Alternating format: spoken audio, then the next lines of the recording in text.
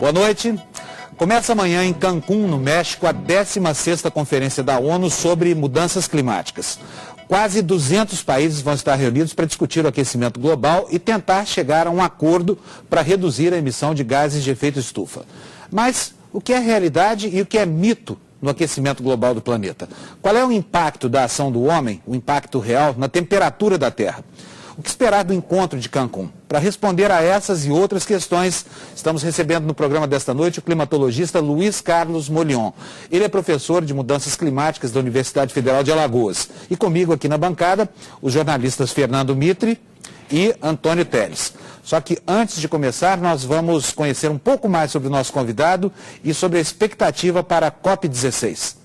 Mais de 190 países se reúnem a partir de amanhã em Cancún, no México, para a 16ª Conferência da ONU sobre Mudança Climática. O principal objetivo do encontro é chegar a um acordo sobre a redução das emissões de gases de efeito estufa depois do fracasso da cúpula de Copenhague no ano passado.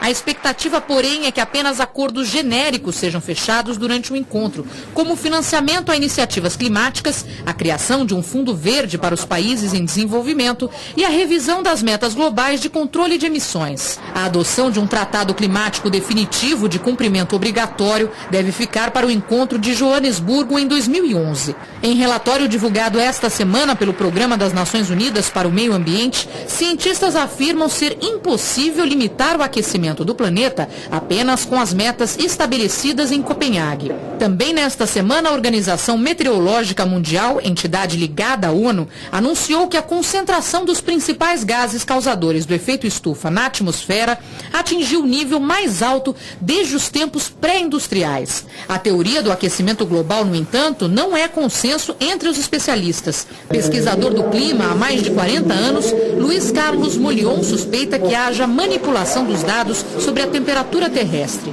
Professor de climatologia da Universidade Federal de Alagoas e representante da América do Sul na Organização Meteorológica Mundial, Molion garante que a ação do homem é incapaz de aumentar a temperatura da Terra. Pois é, o professor Molion, ele não concorda com nada disso que está sendo discutido lá em Cancún, não é isso, professor? Está correto, Panuso. O senhor é contra, o senhor inclusive acha que está acontecendo um esfriamento global? Perfeito. Os indicadores climáticos, particularmente o Sol, que é a nossa principal fonte de energia, está entrando no mínimo de atividade que ocorre a cada 100 anos. Cada 100 anos o Sol entra no mínimo de atividade e permanece durante 22, 24 anos produzindo menos energia. Produzindo menos energia, ele vai contribuir para um resfriamento global. E ao mesmo tempo, hoje a comunidade científica dispõe de mais de 3.200 boias à deriva nesses oceanos.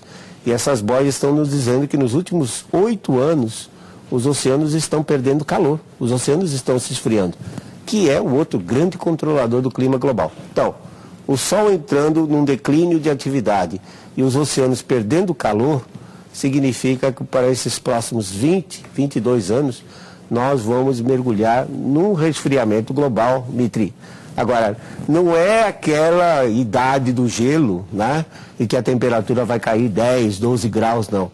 Vai ser um resfriamento pequeno, mas nós vamos perceber isso nos invernos rigorosos, particularmente no hemisfério norte. Mas, professor, amanhã o senhor vai ouvir exatamente o contrário. Vai ser aberta a conferência de Cancún e o senhor vai ouvir o seguinte: o planeta está se aquecendo a cada momento, está ficando um perigo isso, e o planeta precisa reagir para poder se salvar. De onde eles estão tirando esses números? Como é que eles medem isso? O senhor mede de um jeito, eles medem de outro? A partir dos mesmos dados, inclusive? A partir dos mesmos dados. É interessante isso, né? Eu até ouvi o presidente Lula falar um dia, não, porque nós temos que manter a temperatura no máximo 2 graus acima do que está hoje. Todo mundo fala isso. De onde saiu essa história? Ele pega uma equaçãozinha, que no fundo é um ajuste logarítmico da subida do CO2.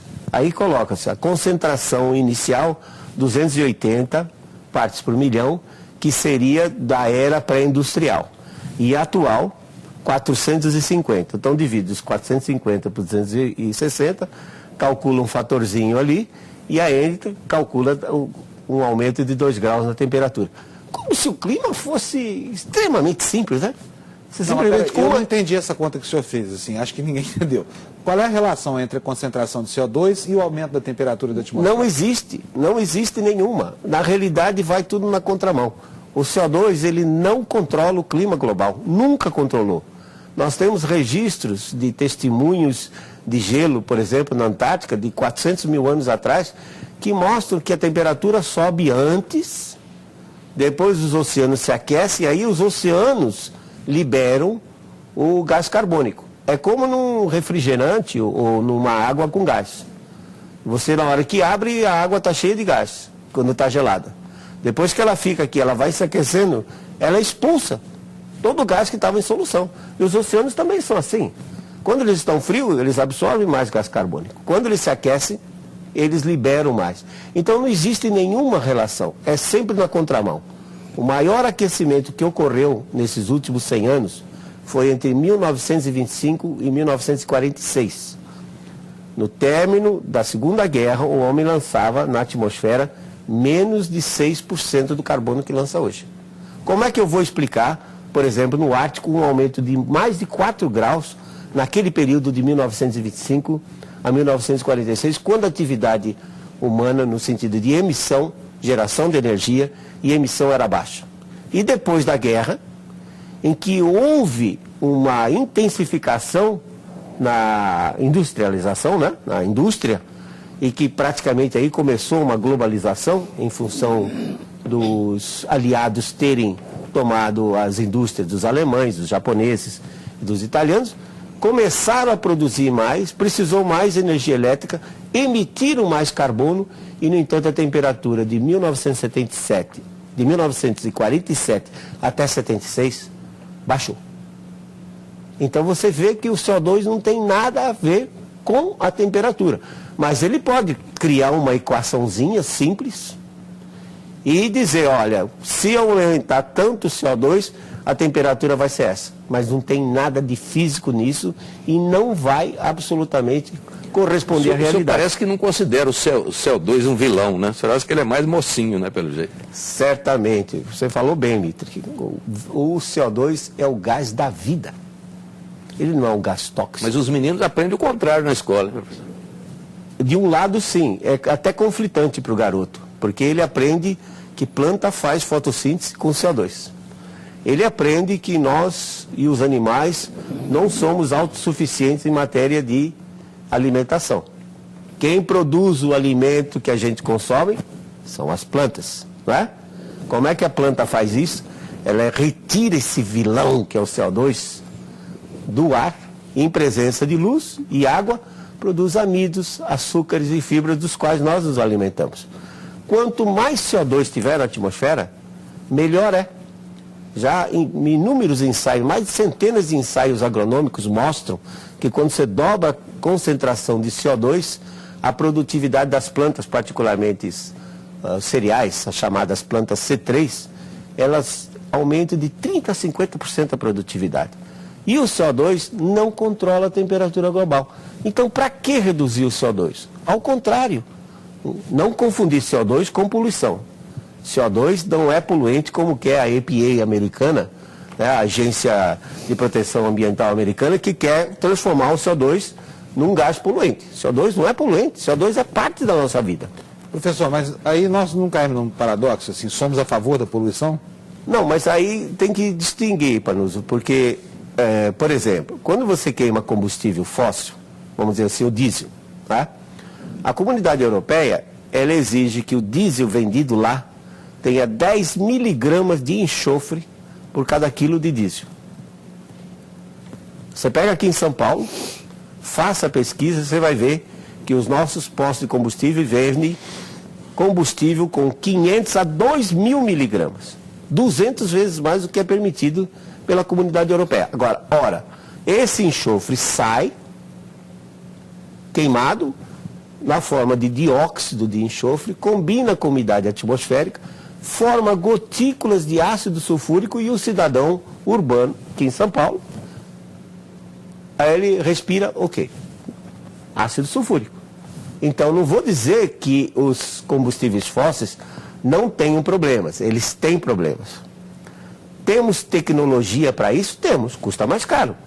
Vai ter que refinar várias vezes, ter refinarias modernas que nós não temos para reduzir a concentração desses outros constituintes, como o enxofre. Mas o CO2 em si, ele é benéfico para a humanidade. Professor, esse quadro revela que há uma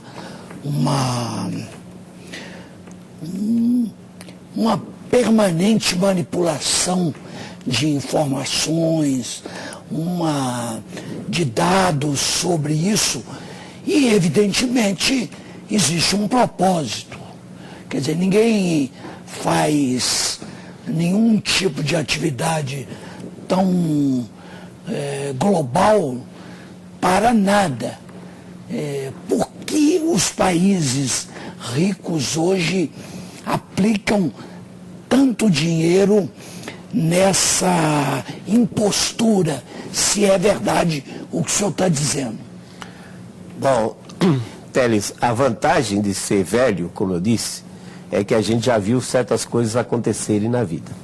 Nós temos um outro exemplo que ocorreu na década de 70 e 80, que foi a eliminação dos CFCs, dos compostos de clorofluorcarbono, que são gases utilizados em refrigeração, geladeira, ar-condicionado, porque os CFCs estariam destruindo a camada de ozônio.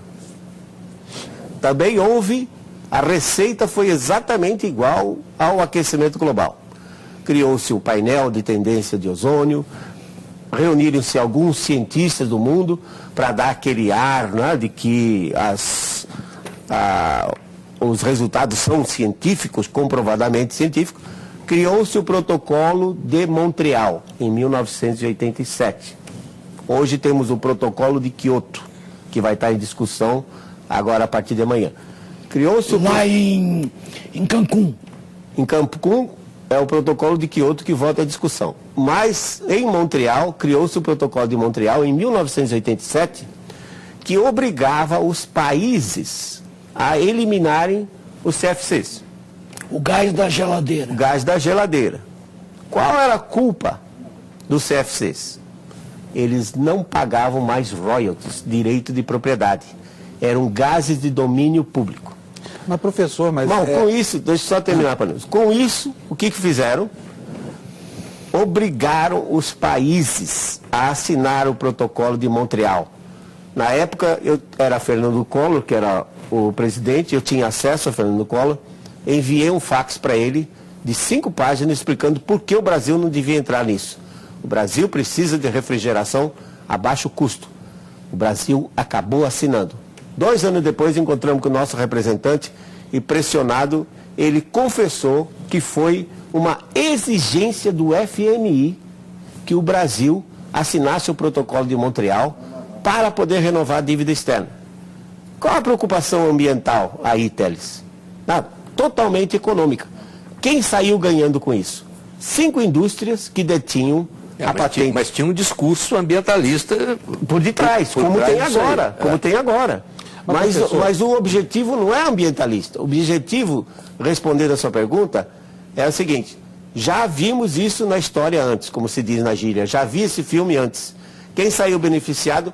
Os países ricos. Mas, professor, os CFCs não destruíam a camada de ozônio? De jeito nenhum, Panuso. Na realidade... Mas agora, eu não entendo nada disso, eu sou leigo, mas assim, a gente lê todos os dias nos jornais que houve uma recuperação da camada de ozônio. Não houve. A camada de ozônio continua decrescendo, porque para a formação de ozônio, você precisa de raios ultravioletas que vêm do Sol. E quando o Sol está ativo, como estava muito no início da década de 60, ele produz mais ultravioleta e a camada de ozônio fica mais espessa. A partir de lá, o Sol começou a entrar em declínio. Está chegando agora no mínimo, como eu disse, de 100 anos, e produzindo menos ultravioleta, e a camada de ozônio continua diminuindo, e os CFCs foram eliminados. Quem foi que ganhou com isso? Basta dizer, a DuPont, que tem sede no Canadá, mas produz aqui no Brasil, faturava no mundo 2,5 bilhões de dólares com os CFCs. Com os substitutos passou a faturar 30 bilhões de dólares. Quer dizer, nós pagávamos $1,70 pelo CFC e estamos pagando $35 pelo substituto. Professor, o senhor acha então que é uma grande conspiração internacional com interesse econômico, tendo por trás um discurso ambientalista? Porque, por exemplo, o Al Gore corre o mundo aplaudido em todo lugar, recebeu o prêmio Nobel. Tudo isso é falso? Ele está a serviço desses países industrializados. Porque, veja bem, Mitri, vamos partir do princípio que todo o petróleo que nós temos está representado agora pelo que nós sabemos em termos de reserva. Então, você tem uma quantidade fixa de petróleo. Nós temos, da ordem de 10 países do mundo, em que a população tem um padrão de vida bom. Os outros 180 estão ruins. Estão péssimas condições, subhumanas. Tem mais de 2 bilhões de pessoas, Teles, que não é que estão passando fome, não. É que não tem o que comer mesmo. Problema de saneamento básico, enfim, uma série de coisas. Bom, se só tem esse petróleo, se permitir que esses países se desenvolvam e tragam a sua população a um nível, a um índice de desenvolvimento humano, um IDH, que seja razoável, não vou dizer nem o padrão americano. O padrão americano seria um desastre. Eles consomem 35% de tudo que é produzido no mundo. Trazendo essa população desses 180, veja bem, se você fizer as contas, nós estamos hoje com quase 7 bilhões de pessoas. Da ordem de 700 bilhões, 7 bilhões, da ordem de 700 milhões estão bem. Os outros, quase 6 bilhões, estão mal. Isso quer dizer que não tem petróleo para todo mundo desenvolver. Não tem petróleo para todo mundo. Então, os países industrializados estão preocupados com esse fato de que se os países subdesenvolvidos começarem a se desenvolver, vão competir pelo mesmo bolo, pela mesma... Pois é, mas lá em Cancún, a partir de amanhã, esses países, esses que precisam desenvolver, estarão lá. E estarão repetindo essa mesma teoria dos ricos. O problema é que eles entram naquela jogada seguinte: tá bom, você mora aí numa ilha, então nós vamos te dar tantos milhões de dólares, e eles se sentem satisfeitos com isso. Esse que é o problema. Não existe preocupação ambiental. Você pode ver, a partir de amanhã, que toda a preocupação é saber quanto é que eu levo nessa. Eu resumiria esse negócio de aquecimento global, essa farsa de aquecimento global, com uma frase só: segurança energética dos países industrializados. O que é Japão? O que é Inglaterra? Alemanha? São todos países que não têm recursos naturais, não têm recursos energéticos. Se a Rússia resolver fechar a torneira do gás que vai para a Alemanha, desmorona, tá?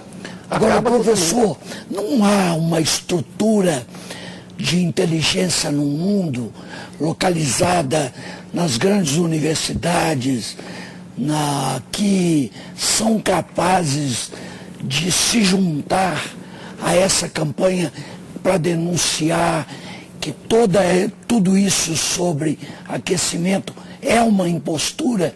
Por que isso não acontece? Está acontecendo, Teles, mas é muito lento, porque a propaganda a favor do aquecimento global, ela, na realidade, ela é muito maior. Mas, ela por exemplo, paga para desenvolver a tese de que o aquecimento é nocivo. Você pega, por exemplo, o caso da Inglaterra, né? Margaret Thatcher chegou e disse simplesmente isso: está aqui tantos milhões de libras esterlinas, eu quero que vocês me provem que o CO2 aumenta a temperatura do globo. Pronto. Aí então os cientistas que normalmente não têm dinheiro, têm ali uma oferta de dinheiro para provar algo que é impossível de ser provado. Agora, tem uma reação mesmo em alguns países. Por exemplo, nos Estados Unidos, entre os republicanos, está emergindo uma posição contra essa teoria do aquecimento global. O Obama vai ter sérios problemas. Exatamente, agora. O Obama vai enfrentar esse problema lá no parlamento. Exatamente. Mas já tem um movimento já com mais de 30 mil assinaturas, né, de cientistas renomados mostrando a farsa desse aquecimento e mostrando que os interesses por detrás são econômicos, não tem nada a ver com o ambiente e muito menos em, por exemplo, eliminar ou pelo menos minimizar a miséria humana, a desigualdade social que existe no mundo. Voltamos com o Canal Livre, que essa noite recebe o climatologista Luiz Carlos Molhon, professor polêmico, o cientista que representa a América do Sul na Conferência do Clima. Professor, que, aliás, eu preciso dizer para quem está ligando a televisão agora que ele é contra essa história de aquecimento global. Ele diz que o mundo está passando por um processo de esfriamento, ou resfriamento global. Professor, no segmento anterior, o senhor nominou a empresa DuPont e outras multinacionais mundiais, né, que teriam ganhado com a erradicação dos CFCs. A quem é que interessa? Eu queria que o senhor desse nome aos bois também. A quem é que interessa a falácia, que é como o senhor classifica essa história do aquecimento global? Aí eu diria que já é mais generalizado. Vamos dizer, eu diria que a eliminação dos CFCs sob a desculpa de que eles destruíam a camada de ozônio foi um ensaio para depois entrar com essa agora que é o aquecimento global. Aí o interesse realmente continua sendo dos países industrializados, como foi dito aqui, provocado pelo Mitre, que se nós temos um bolo só, aliás, tem um detalhe só de passagem, acredita-se que o petróleo seja de origem fóssil, mas os russos têm uma teoria que já vem desde os anos 50, que hidrocarboneto simples, como propano, butano, esse gás que a gente usa em casa para cozinhar, né, o do botijão, devido à alta pressão que eles se encontram no interior da Terra, ou próximo da superfície, da crosta terrestre, eles poderiam ser sintetizados e produzir petróleo continuamente. Então, se essa teoria da sintetização de petróleo a partir de hidrocarboneto simples for válida, talvez a gente não tenha um problema de crise energética. Como eu disse, essa síntese seria obtida de que forma? Devido à alta pressão das placas tectônicas, que são placas com milhares de toneladas e ao mesmo tempo na interface entre o magma, que é essa região do interior da Terra aquecida, 1.200 graus centígrados. A gente vive num planeta e que na realidade é uma casquinha pequenininha em volta de uma bola de fogo, né, que se solidificou ao longo do tempo. Relativamente falando, a litosfera ou a crosta terrestre, relativamente falando, a casca do ovo é mais grossa com relação ao ovo do que a litosfera com relação ao nosso planeta. Então a gente vive numa camadinha muito fininha e embaixo você tem o magma, que é esse que sai como lava na forma dos vulcões, que é rocha derretida. Então a pressão dessas placas em cima do magma, esses gases seriam sintetizados e os russos dizem que tiram petróleo de 10 a 12 quilômetros de profundidade. Esse petróleo, como não é de origem fóssil, eu vou dizer, chamado de sintetizado. Então nós não temos certeza se realmente existe, porque a União Soviética ao longo do tempo sempre ficou fechada. Mas o fato é que os russos são uma potência em matéria de energia, gás natural e tudo mais. É uma hipótese. Então, uma hipótese que pode ser estudada com mais detalhes. Porque ninguém saberia dizer hoje, desafio qualquer pessoa no mundo a dizer que nós já passamos o pico de extração de petróleo. Né? Que hoje tem muito pouco, que já consumimos 60%, como às vezes dizem, do petróleo que está aí. Ninguém sabe. Descobriram agora o pré-sal em Santos. Mas tem também uma outra questão, quer dizer, a era do petróleo pode até ser superada antes de acabar o petróleo. Mas, como se diz, a era da pedra lascada não acabou por falta de pedra. Tudo bem, Mitre, mas esse é o grande problema dos países industrializados. Porque se a quantidade de petróleo que é conhecida hoje for fixa e levar 300, 400 milhões de anos para se renovar, então eu não vou querer que os outros se desenvolvam.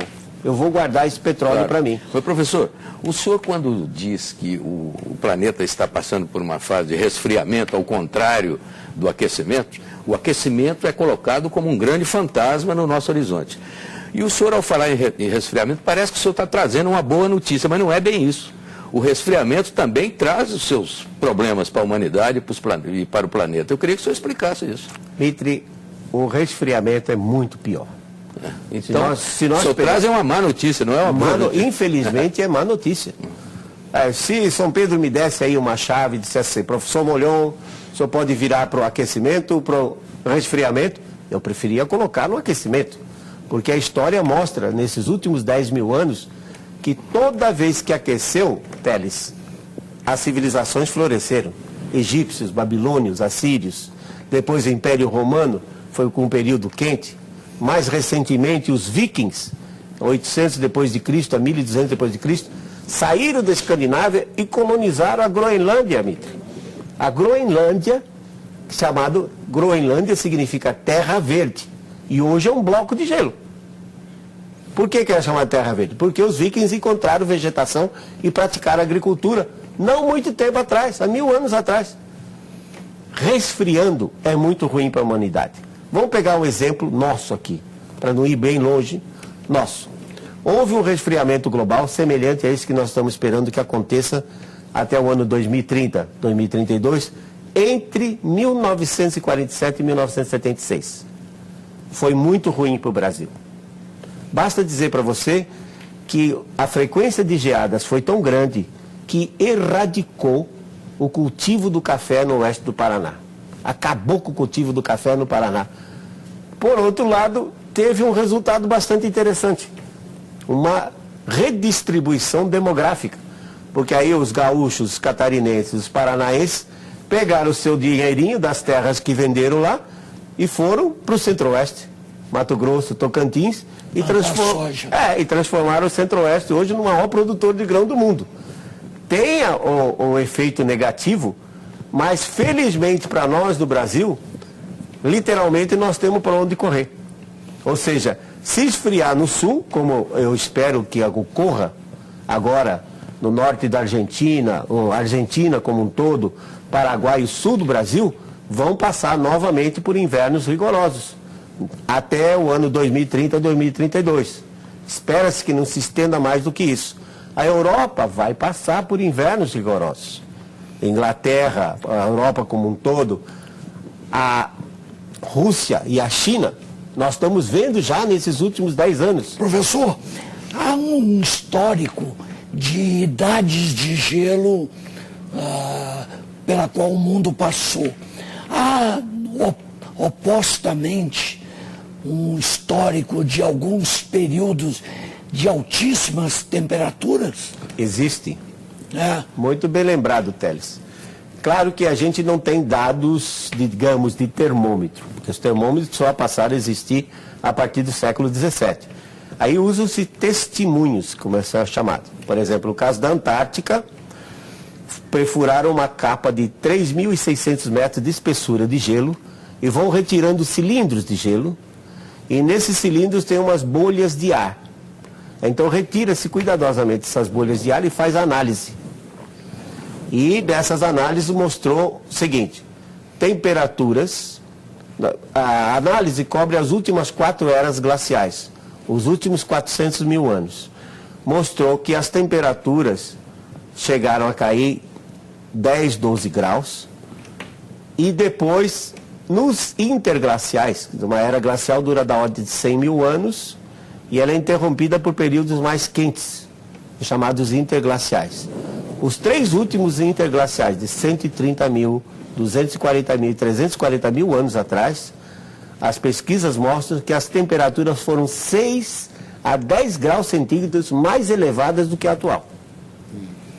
Então já esteve quente e, claro, naquela época o homem não consumia petróleo. É possível verificar, através dessa pesquisa, por que aconteceram esses aquecimentos, esses períodos de aquecimento? Fatores astronômicos relacionados à produção do Sol e também ao movimento da Terra em sua órbita.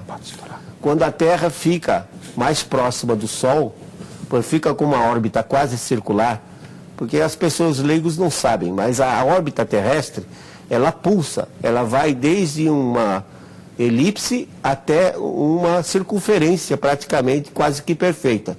Então, nessas circunstâncias, a Terra recebe mais radiação do Sol e se aquece, que é a principal fonte de energia.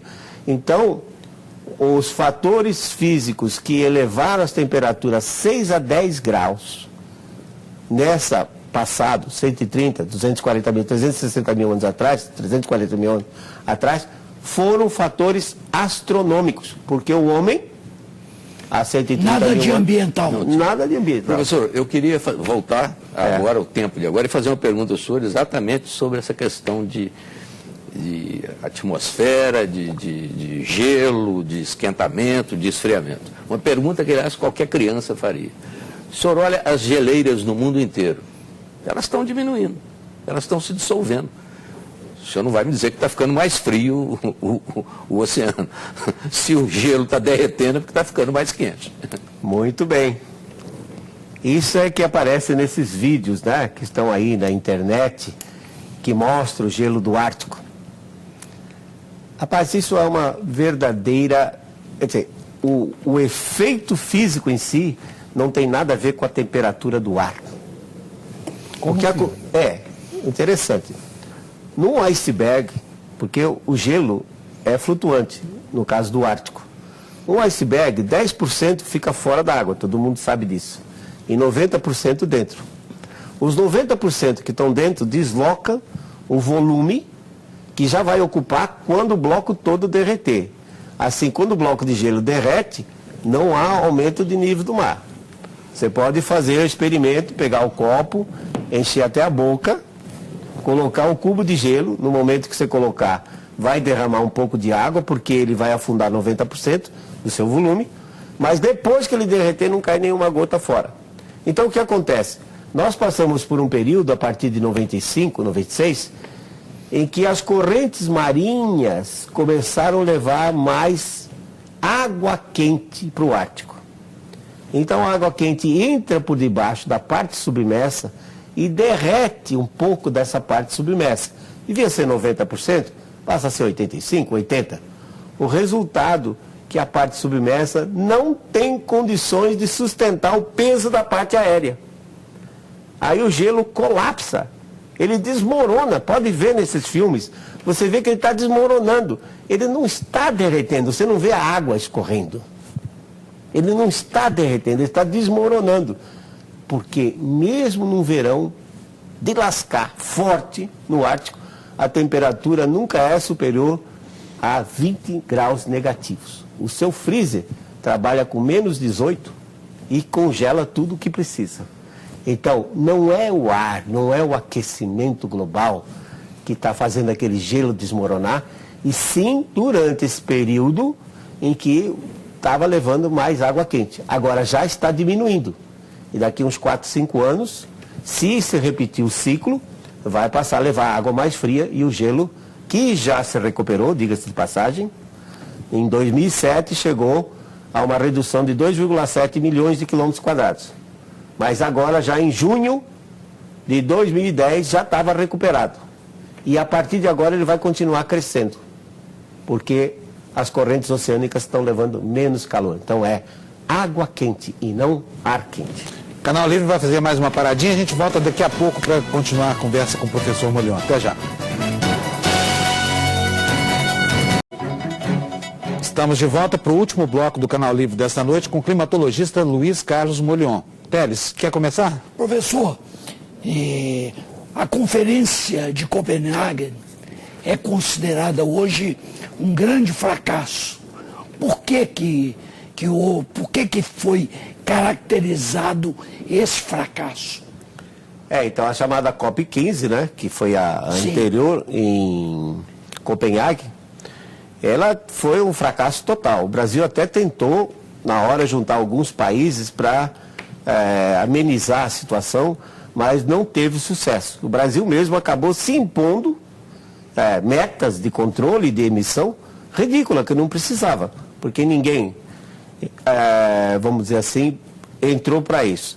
Ninguém exigiu que o Brasil se comportasse daquela maneira. Isso. O que eu acho que levou ao fracasso de Copenhague, e vai levar ao fracasso agora de Cancún também, não tenho dúvida, é que, primeiro, os países não gostam de que se imponham coisas. Existe a tal da soberania nacional, então não vou dizer para você, no seu país, o que você tem que fazer, né? Segundo... A China, por exemplo, não quer nem ouvir falar nisso. A China não está nem aí, né? Ela não quer nem saber. E ela comparece... Ela comparece, mas só que o discurso dela perante é uma coisa. Não, nós vamos fazer. Mas por detrás ela está inaugurando 2 termoelétricas queimando carvão por semana. Inaugurando 2 termoelétricas. Então ela vai e faz um discurso bonito, em que ela está se alinhando com os outros países, mas por detrás ela continua tratando dos problemas dela, que é esse o grande problema. Todo mundo tem resistência em lidar ou tratar de um problema que não é evidente. Eu vou dizer assim, o mundo vai aumentar em 5 graus a temperatura e o nível do mar vai subir de 6 metros. Quer dizer, não existe evidência disso. Então, mas o Al Gore falou isso. Ele falou, mas falar é fácil. Eu quero dizer, comprovar com dados. Aliás, não tem história. Eu aqui falava, porque antes do programa a gente estava conversando aqui, o senhor contou uma coisa super curiosa que eu queria que o senhor repetisse aqui para o nosso telespectador, sobre a história da mansão do Al Gore no litoral da Califórnia. Isso o telespectador pode entrar na internet e digitar a palavra Al Gore, seguida de Montecito com C, que é a região lá na Califórnia, e vai ver as fotos da mansão que o Al Gore comprou, gastou 9 milhões de dólares na crise, hein? Porque a mansão vale muito mais do que isso, à beira da praia, nível do mar. Quer dizer, um indivíduo que está realmente convencido que o mar vai subir de 6 metros, vai gastar 9 milhões numa casa à beira da praia. Quer dizer, pelo menos dá para a gente parar para pensar. Então, voltando a esse aspecto, Mitri, existe uma resistência muito grande de você tratar de assuntos, achar que certos assuntos são prioritários quando você não tem evidência nenhuma. Tá? Então, imposição de outros países em cima não funciona. Tratar de assuntos que são fantasmagóricos, como é o caso do aquecimento global. As empresas. Capitalismo é capitalismo. Capitalismo é assistencialismo. Tá? Capitalismo é feito para ganhar dinheiro. Então o cara não vai simplesmente modificar a maneira dele explorar a população simplesmente porque vai aumentar o nível do mar. Então podemos contar com mais um fracasso agora em Cancún. Certamente. E a China, como você mesmo mencionou, a China ela tem um discurso muito bonito pro lado de fora, porém lá dentro ela continua cuidando dos problemas dela. Professor, agora eu queria fazer outra pergunta singela. Pelo que o senhor fala, parece que a ação do homem pouco produz modificações no planeta.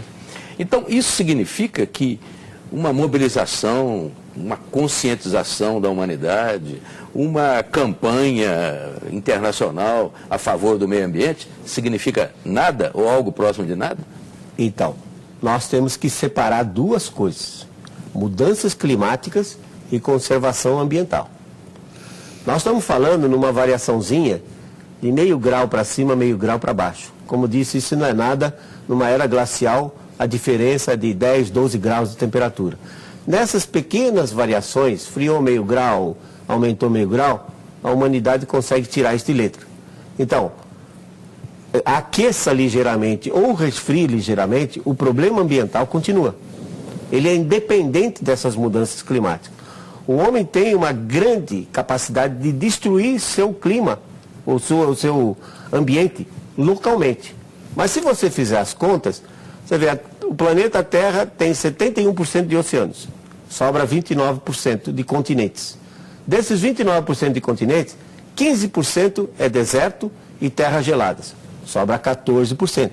Dos 14%, felizmente, 7% ainda estão cobertos com florestas tropicais e florestas boreais. O homem manipula apenas 7% da superfície terrestre. Localmente, ele é terrível. Ele transforma um planalto do Piratininga, com uma floresta exuberante como era São Paulo, num inferno como é São Paulo, com temperaturas de 4, 6 graus acima do que era antes, por conta do efeito local. Então não pode confundir, Mitri, conservação ambiental, que é extremamente importante, porque se o homem não conservar o ambiente, a espécie desaparece. Não é a primeira vez que desaparece uma espécie.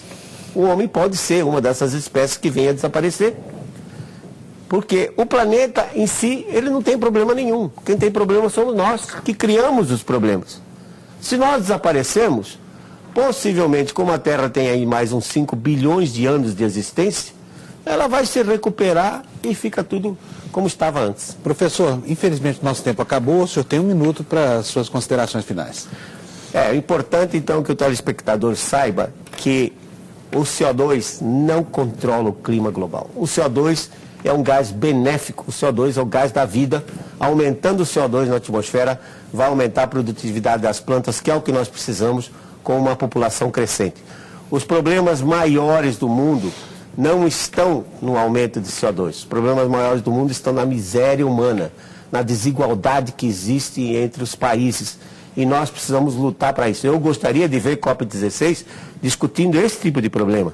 Saneamento básico, falta de educação, falta de alimentação e nutrição, e não perdendo tempo. E muitos fundos foram criados para reduzir as emissões. Quem sabe se esse dinheiro não pudesse ser usado para coisas melhores, para melhorar a situação do ser humano nesse nosso planeta. O Canal Livre desta noite fica por aqui. Nós agradecemos a presença do professor Luiz Carlos Molhon no programa. A todos também, nosso muito obrigado pela audiência. Uma ótima semana e a gente se vê no domingo que vem. Até lá, boa noite.